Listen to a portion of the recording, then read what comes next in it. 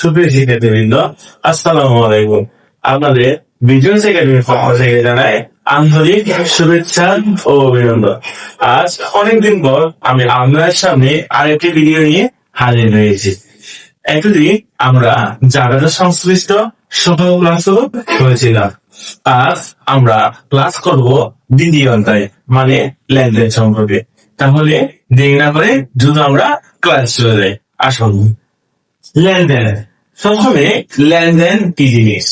এখানে বলা হচ্ছে লেনদেনের শব্দের আবিধানিক অর্থ হচ্ছে গ্রহণ ও প্রদান। মানে লেনদেনের অর্থ হচ্ছে লেনদেনটা অর্থের অঙ্কের পরিমাপযোগ্য হতে হবে এবং কোনো কিছু দেওয়া নেওয়া করতে হবে। মানে আমি টাকা দিব, আমি টাকা নিব, এগুলোকে বলা হয় লেনদেন।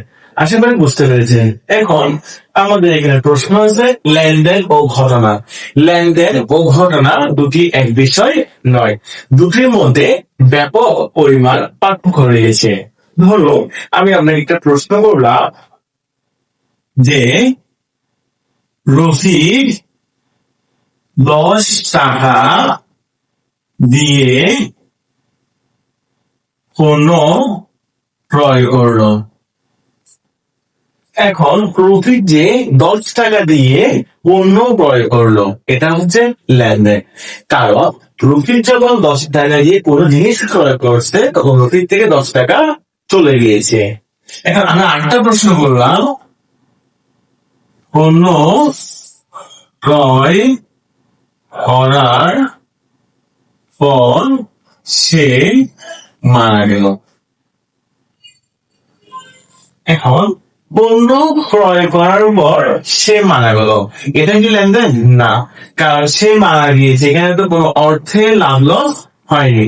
এখানে মুদ্রা কথা হচ্ছে ঘটনা হচ্ছে অর্থের অঙ্ক পরিমাপযোগ্য হবে না, কিন্তু লেনদেন হচ্ছে কি অর্থের অঙ্কে পরিমাপযোগ্য হবে।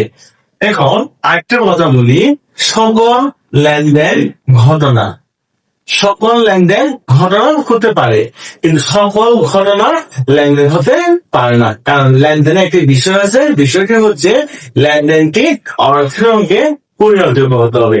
আশা করি সবাই বুঝতে পেরেছেন। এখন আমরা একটু দেখে আসি, লেনদেনে দুই প্রকার, একটা বাহ্যিক লেনদেন, একটা অভ্যন্তরীণ লেনদেন। একটি বাহ্যিক লেনদেন আর একটি অভ্যন্তরীণ লেনদেন।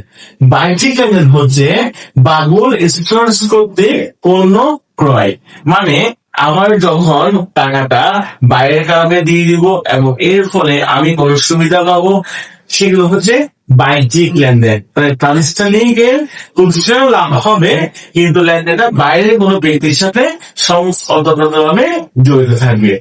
আর অভ্যন্তরীণ লেনদেন মানে হচ্ছে যে ব্যবসা প্রতিষ্ঠানের ভিতরে কোন লেনদেন। সাপোজ আমার যন্ত্রপাতির অবচয় ক্লাস কিন্তু আমরা আমাদের ক্লাসে করেছিলাম। যারা অবচয় জানেন না বা অবচয়কে বুঝেন না, তারা আমাদের ইউটিউব চ্যানেলে গিয়ে আমাদের ক্লাসে অবচয়ের ক্লাসটি করে আসলে সবাই অবশ্যই বুঝতে পারবে। যন্ত্রপাতির